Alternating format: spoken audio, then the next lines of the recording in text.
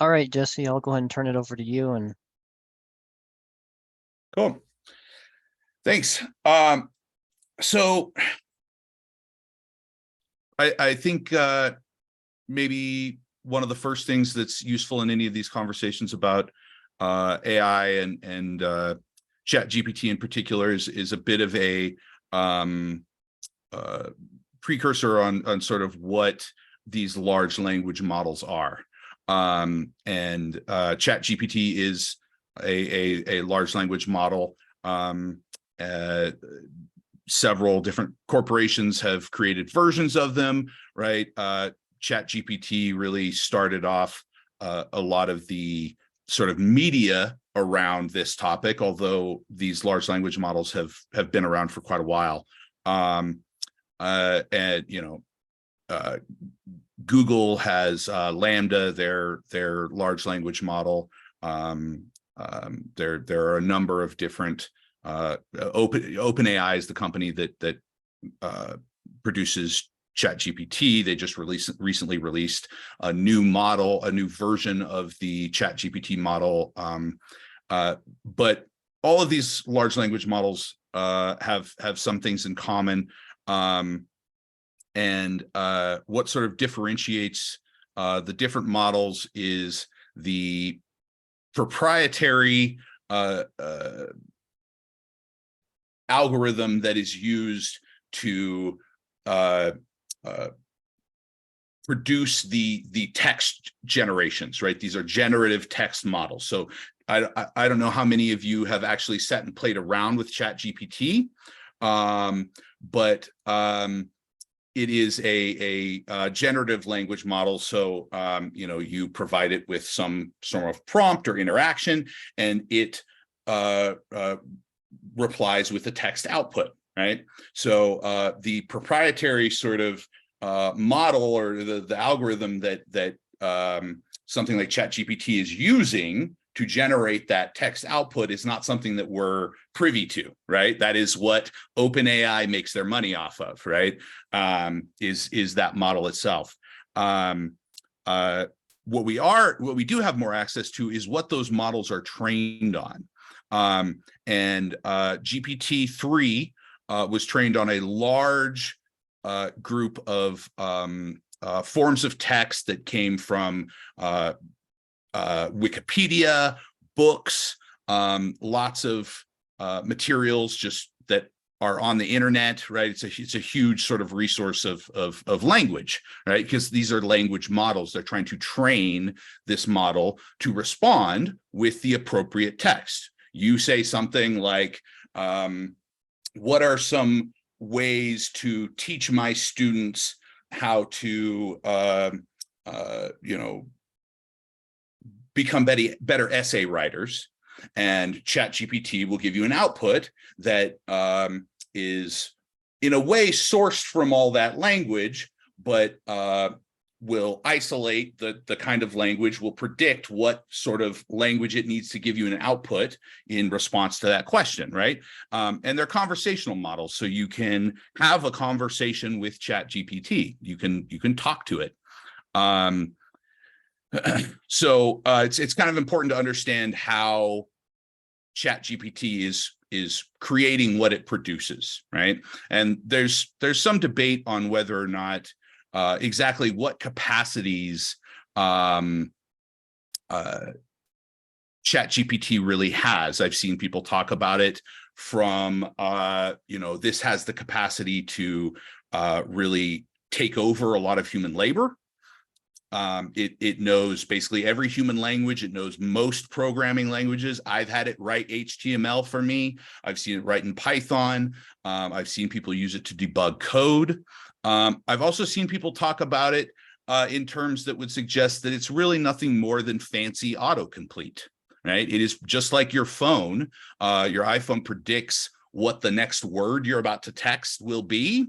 ChatGPT is doing something like that, but it's not predicting what you're going to say, right? It predicts what is the appropriate next word, right? So there's is still some sort of debate, even in like AI machine learning circles, about sort of exactly what the capacities and of these chatbots are, and exactly what they're capable of and what they do. There are some pretty clear things that they don't do, at least in their current state. And I like to talk about ChatGPT, AI. I like to keep the discussion focused on what they are capable of now. I think a lot of times our conversations with AI really easily move into the what are they going to be capable of, which is an interesting conversation to have. But in terms of how we use it or what we need to be concerned about, I think it's often important to focus on what is it capable of right now. And right now, there are some things that models like ChatGPT are not capable of. One of the things it's not capable of is original reasoning. I actually, for the presentation I'm doing tomorrow on ChatGPT, I had it. I was curious what it would do when it was given a question that required reasoning. So I asked it, what is there a fallacy, a logical fallacy in the following argument?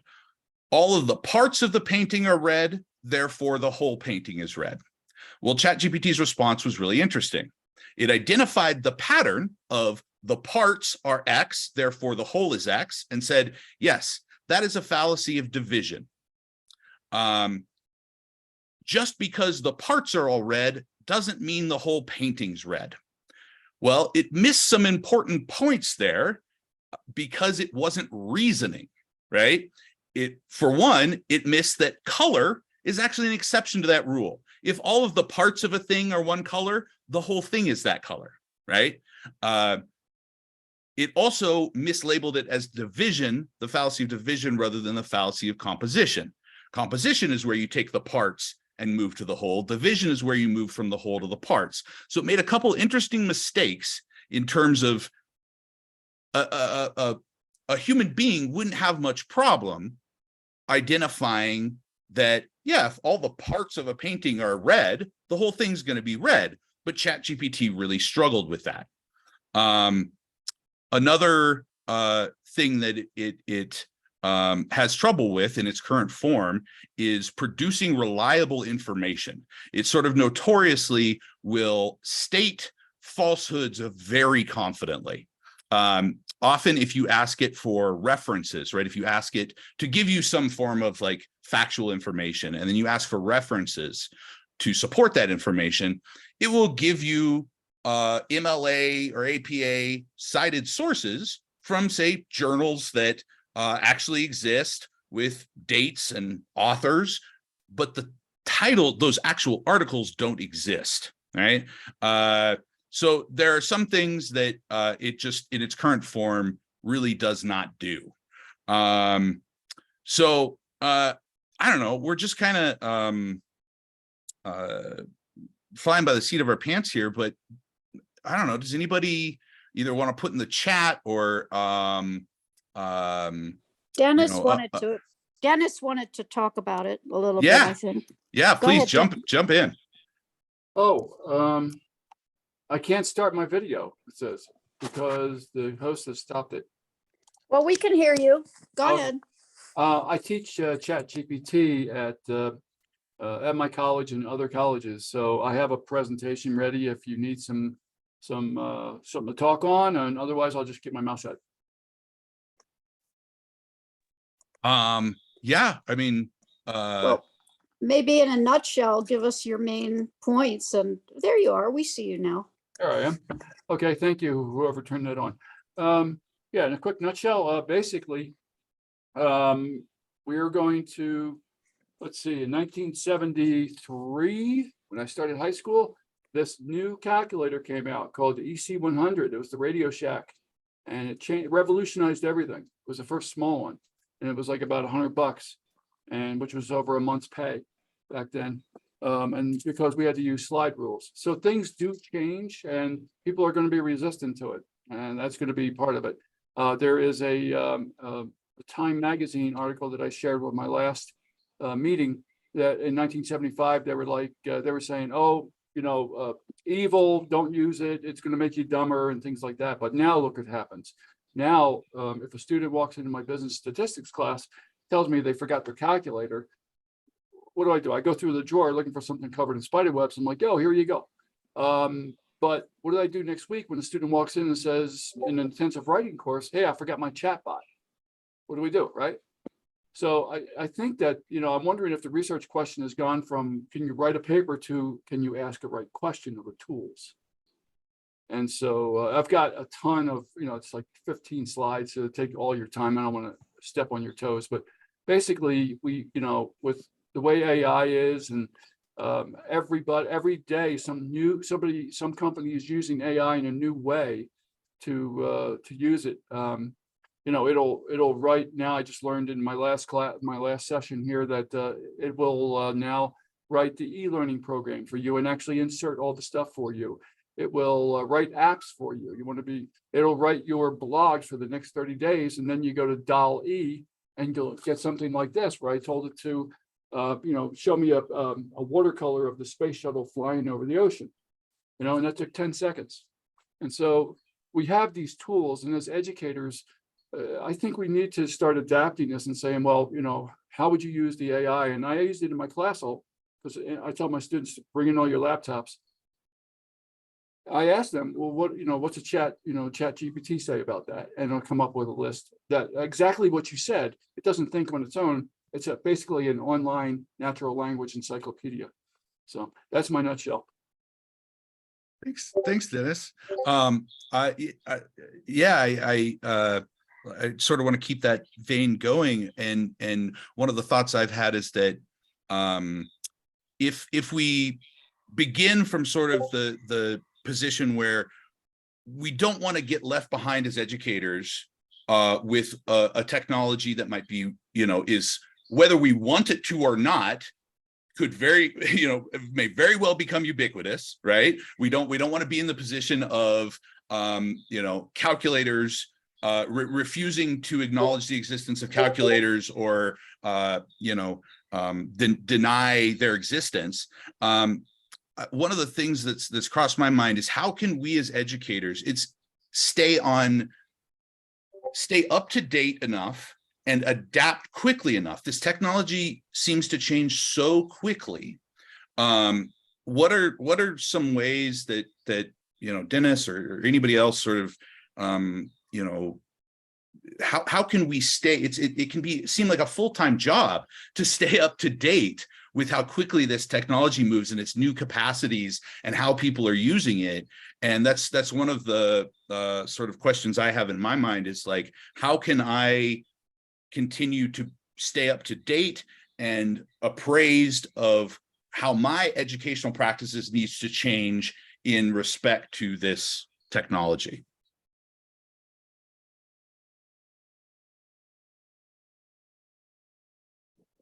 How would everybody tell students to use Wikipedia, let's say, or how to find in? Let me ask this question. What would you tell your students if you wanted them to find research information, right? I need facts. What will we ask them to do, let's say, on the internet, just the internet? Well, it's funny, we say Wikipedia is not a good source, but it is a good source of sources. So it's a good place to start and read the sources. The problem with ChatGPT is its sources aren't as good, but it's awfully interesting.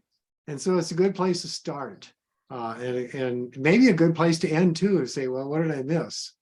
Now, in my last presentation, I was just on at 1 o'clock, I had ChatGPT make my last slide. I asked to write a poem about the content, and it did a really nice poem. It kind of made it interesting. So I think it can make classes interesting. I had to do some images for me, and made it fun. And I think education should be fun. And I probably spent as much time on that slide as any other slide, maybe more, to get the right questions to it, the right image. It wasn't as though I didn't learn anything, but it did the heavy lifting and I did the fun lifting. Yeah, definitely. There's, these are in their current form, these are language models, right? And I think some of the most useful things to do with these models is to use them conversationally, right? When I was teaching high school English, I had a perennial problem of students, oh, I don't know what to write about. I don't know, I don't have any ideas, right? And what one sort of potential way I think you could use this is like, hey, I have 40 kids in my class. I'd love to sit one-on-one with you and brainstorm for the next half hour, but I have 39 other kids that I have to pay attention to and help. Talk to ChatGPT a little bit. I know you like motocross. Why don't you ask ChatGPT to give you some potential topics about, writing an essay on motocross, right? Talk to it a little bit, ask it some questions. Don't have it write the essay for you, but engage with it conversationally like you would with a person, and it may spark some ideas. I think the ways that it's best to use those tools, at least in their current state, are probably the things they were designed for, which in this case is, interacting with people linguistically. Exactly. And it's good. What would you call it? Prompts.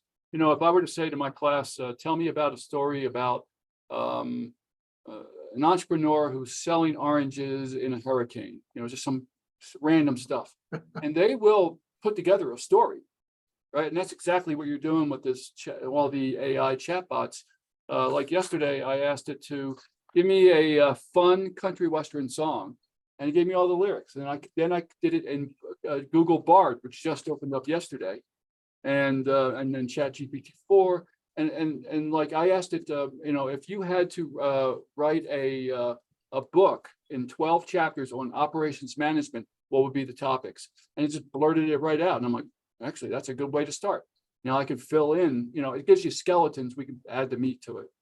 Sorry, I'm just talking too much. No, Dennis, you're very helpful here. So don't be sorry. Can I just jump in? I just wanted to direct it just back to something that was that Jesse asked. And Jesse said, how do we keep up? How do we keep up with everything? I'm going to pull out my learning theories real quickly. If you noticed for the e-learning consortium, we listed the different sections were listed as identify or lurk or contribute or create or lead. And I'm just pulling this up on the screen. This is social network knowledge construction. Dr. Lisa Dolly. If anybody is a Boise State alumni, you probably know her, especially if you came from the EdTech or the instructional design portion. This is kind of a way to think about how are you going to learn all this stuff, and how are you going to learn these technologies? Well, getting into a social network group, something like ELK, just identifying that it exists. Knowing that you can come to the conference, okay, lurking, just kind of quietly sitting there, contributing, that's kind of what Frank just did by putting the stuff in chat, creating and leading. Come on. the people we had just jump on are the creation and the leading people when it comes to that. So I think if we're talking about how are we going to learn about all these technologies, we can go to this kind of model, and you can make decisions in the different networks you're involved with. How are you going to participate in them? And then I'm going to put out real quickly.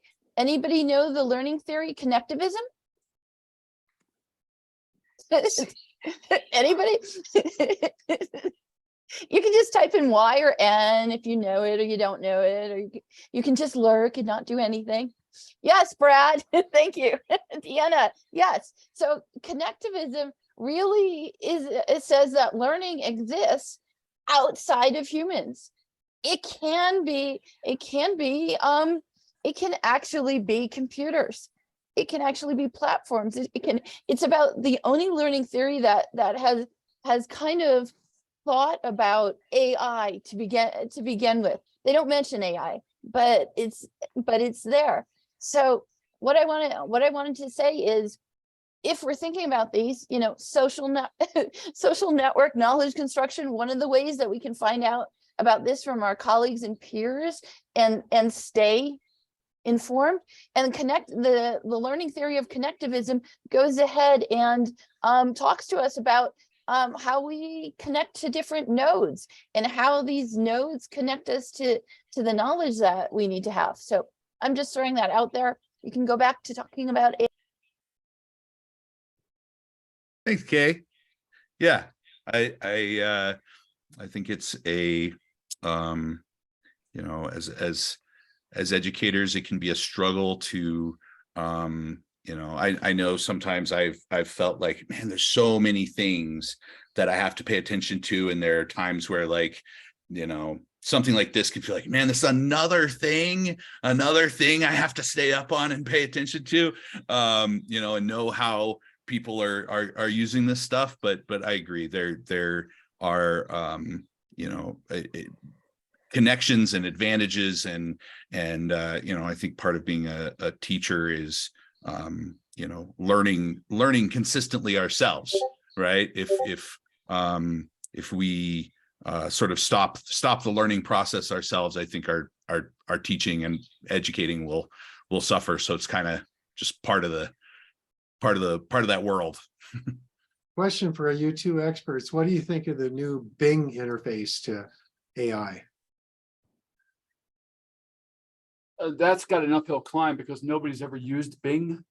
And I'm sure it's wonderful, but to me, it's faster. I just have a link here. I just click on new chat and I immediately open up OpenAI. And so I immediately jump in and see, do I have share? I don't have sharing ability, but I just click on OpenAI. It's just faster. And plus I have the OpenAI link on my phone or app on my phone. And I pay $60 a year because I don't want to ads and stuff. So it works. I use it every day. But Bing, I don't know. I tried it. I signed up for it, and actually it was really easy for a novice. And I asked it to do pictures, and it was really, really easy. I was quite impressed with what it could do. Yeah, it is certainly, there are some things that have really blown my mind with what there's some text to video generation that's been coming out lately that has just been like wow, I did not think we were there yet. But Stephen, could you share that? Which The Bing on your screen. yeah, let me. This is the first I've heard that Bing was, you know, operational. Yeah, I was actually pretty impressed. Let me bring that up.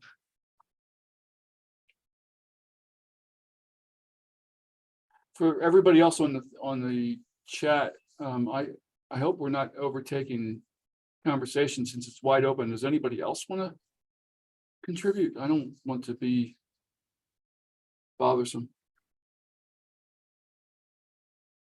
Okay, Jesse, you were saying, I'm sorry. oh no, I like one of the interesting things about a lot of this happening right now is, like, these technologies are somewhat nascent, right? Like the integration of ChatGPT and Bing was like a pretty rapid development. And what people seem to do when these technologies come out is they immediately start trying to break them or seeing what the limits of them are, which I think is a natural thing to do. But like Bing, when they incorporated ChatGPT into it, immediately had some like very public issues with it. It started behaving in ways in conversations with people that were not desirable for the kind of interactions that people were trying to have with it. And so I just find that to be an interesting sort of component of some of the current development with these things, is that they are still very much in process, and when they get turned over to the public, there's often a barrage of sort of like, oh, where are the limits of what this can do, and that has some interesting consequences. But yeah, show us what you got, Stephen. Here's what I generated for my last presentation. This is all done by Bing, and again, I did it just for fun because I've discovered that Bing was out there. And you can see I asked it the question, functions of left and right hemisphere. It gave me a very quick answer. It gave me some places to learn more, which you would expect. But then I had it write a poem, and it wrote a poem as you would get. Then what I liked was the image creator. I asked, you can see what I typed. Bing.com images create left brain, right brain, Leonardo da Vinci drawing. And it was so easy. And I think they built this for the common person, that they don't have to learn anything. And it even gave some hints on what to do. So I was actually, it gave me a reason to use Bing, which I wouldn't normally use. But I know Microsoft has put a lot of money into OpenAI, and it makes sense that they're doing an interface that anybody could use. Wow, Stephen, this old dog just learned a new trick, man. That's amazing. Thank you. Yeah, then I had to do the right brain, left brain Van Gogh style. And you can see this can become addictive, because you can do all sorts of things. Yeah, and I think that's part of learning, is it should be fun and it should be addictive. So I'll stop sharing. Yeah, I could share real quick here one of my slides. So this is some visual AI generation, 2 different models, Stable Diffusion and Midjourney. And this is just sort of an example of how different, what kind of different results you can get, both from different models and from different kinds of prompts, right? So here we have the Stable Diffusion prompt of man playing guitar, right? Where it got a pretty good guitar. There's not the right number of strings. There's 3 hands. One of the hands is in the guitar, right? Here we have the same prompt, man playing guitar, from Midjourney. Midjourney adds a whole lot more stylistic elements than Stable Diffusion does. So this looks a lot more sort of realistic. Like, it got this guy's face really well. You know, the environment, his clothes are really good. His hands are still not right. The guitar is warped, right?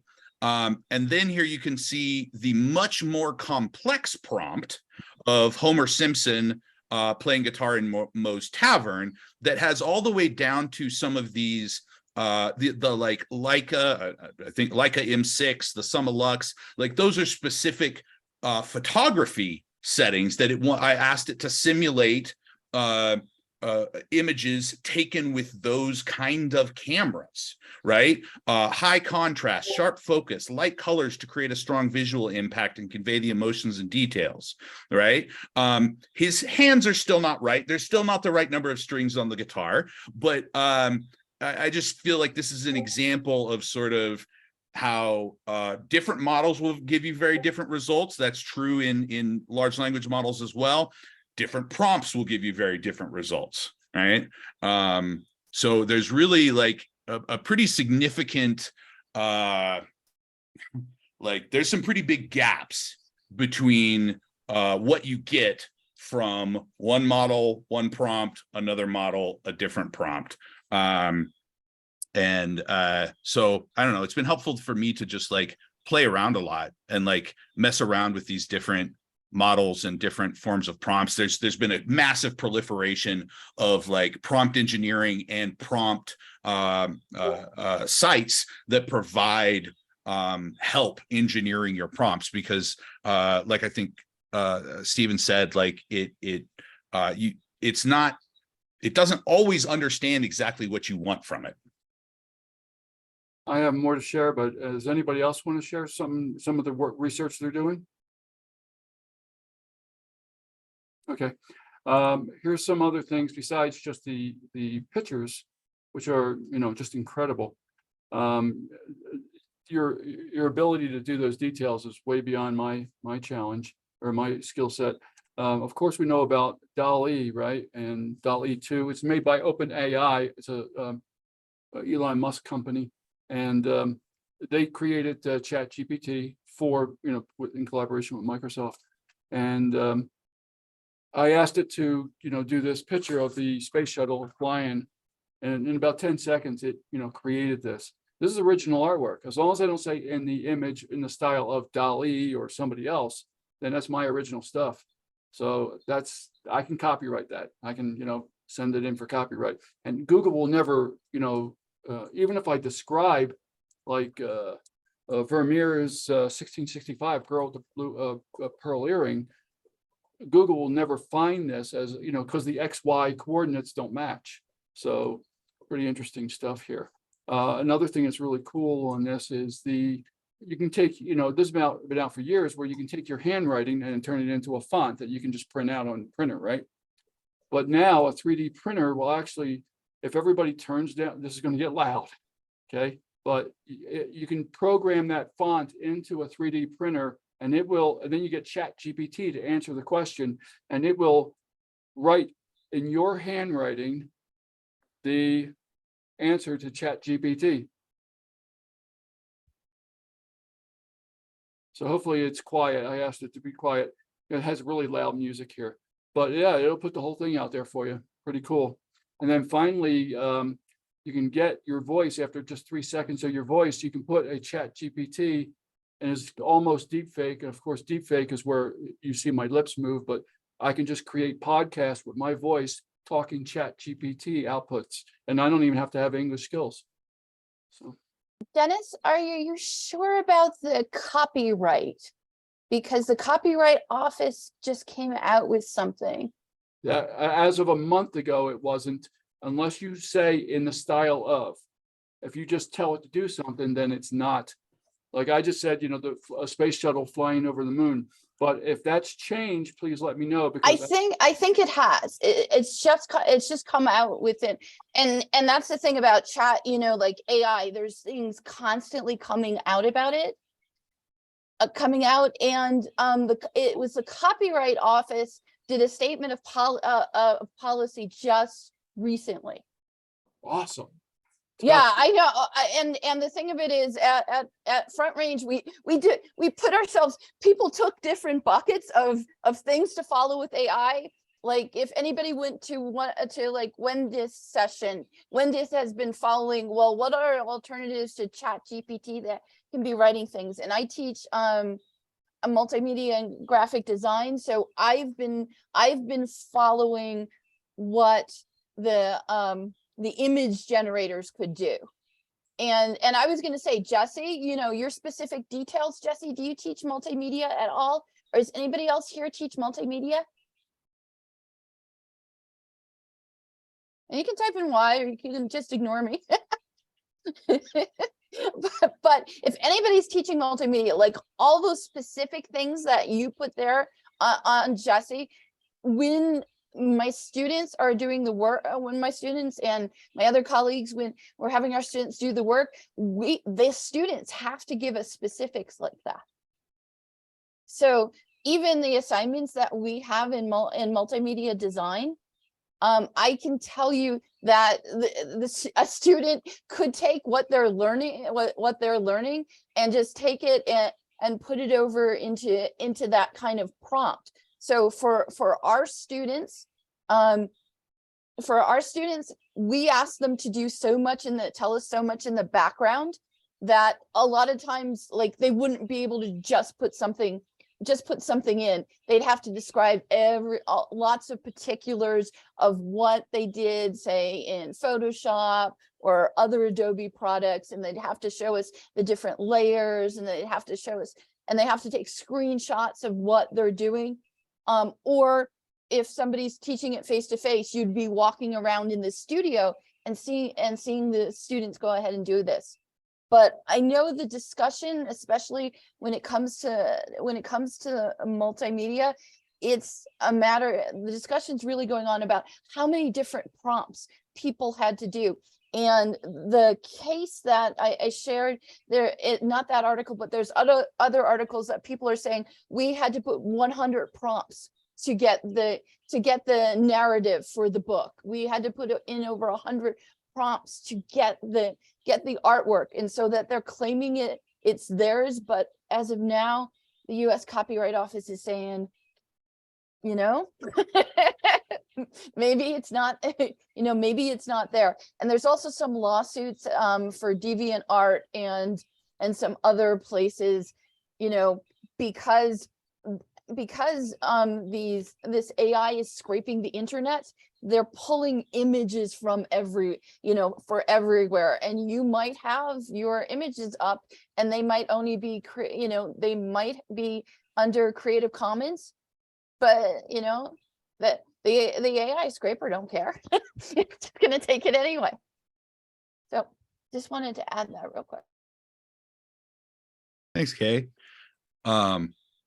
Yeah, there's some, I don't know, there's so many things on this topic. Like there are the questions of like, are we sort of, is this process like with digital art, like funneling all of sort of the labor, all the work that all of these digital artists have been doing over decades, and sort of funneling it down into like Midjourney or Stable Diffusions or DALL-E 2's sort of intellectual property. Yep. Like that's there's so many conversations to be had here. One thing I was another thing I was thinking of was like, the ways that these technologies I think can be used for means of like differentiation and sort of accessibility issues. Like we were talking about one thing that these models do really well is they summarize things really well. They're not great at analyzing. They can't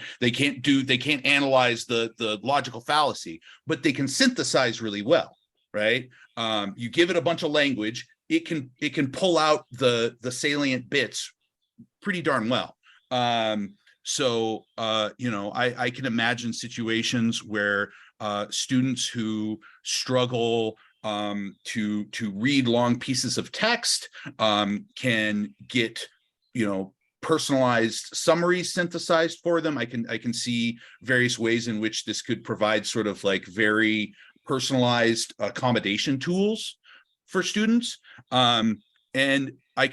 But there's also the issue of how these models pull in bias from the information that they're trained on, right? So another thing we have to be really careful about is that when a language model is trained on a bunch of human language, well, if that human language contains a lot of racism, sexism, homophobia, things like that, that is going to be inherent in the model. So they're I don't know, I'm just again struck by like how there are these real great potential uses in education, and also some real things that I think we would have to be cautious about when using them in the classroom. Helene? I just wanted to mention, we got about 5 minutes left. Thank you. Last week, we had a conference, a regional conference of the Organization for Language Learning and Technology in our field. And we explored how it's going to affect language learners and how they're going to interact with these AI iterations in different languages and translation, and how much Chinese has ChatGPT learned so far, and this kind of thing. And my area is English learners, and I really think there's a lot going on with what level you can request, for a level 2 learner based on this schema. What can you provide that they'll be able to understand? So there's a lot of, I know you're all talking about some of the negatives, but there's a lot of positive that you can do for English language learners, I think, to help them do better and move faster and accelerate their learning. So I think there's a lot of potential in my field anyway. Yeah, I totally agree. Like I remember when I was teaching English at an alternative school, and I had 17-year-olds who were probably in the 2nd to 3rd grade literacy skills level, and I needed materials that were not designed for 2nd grade, but were at the appropriate Lexile level. But I really struggled to find materials that fit both those categories, right? And so being able to feed a piece of mature text into a model like this and say, hey, turn this into, reduce the Lexile level to 450, right? Right, because cognitively they can handle the ideas. It's just the language that gets in the way.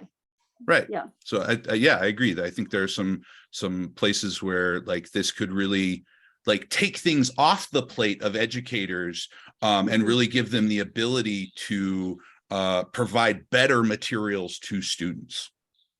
And there's something there's something I'm really excited about. Last week or the week before, NVIDIA. So basically the people who started out building, doing the chips for our gaming computers so that we'd have great 3D graphic. They put on a big developers conference, and part of it was how AI could start generating 3D assets for virtual worlds. And anybody who's on this who has been, building in virtual worlds or goes and designs with game engines and have found that it's hard to get faculty to come in and do things. This could be potentially in the future a game changer, because could you see, because Jesse, you were just talking about, oh, well, I need this level. I need this Lexile level. If instead, what you could do is, I need this image.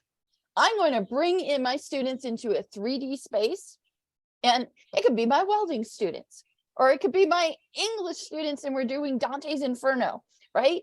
If you could go, this are the assets that I need to bring students into a virtual space with these kind of objects, and that you could walk around these objects, whether it be something like literature or poetry or something that would be very career technical oriented. Think about if we can start doing that. And like I said, the NVIDIA conference was focusing on some groups that were starting to do something like this. Yeah, absolutely.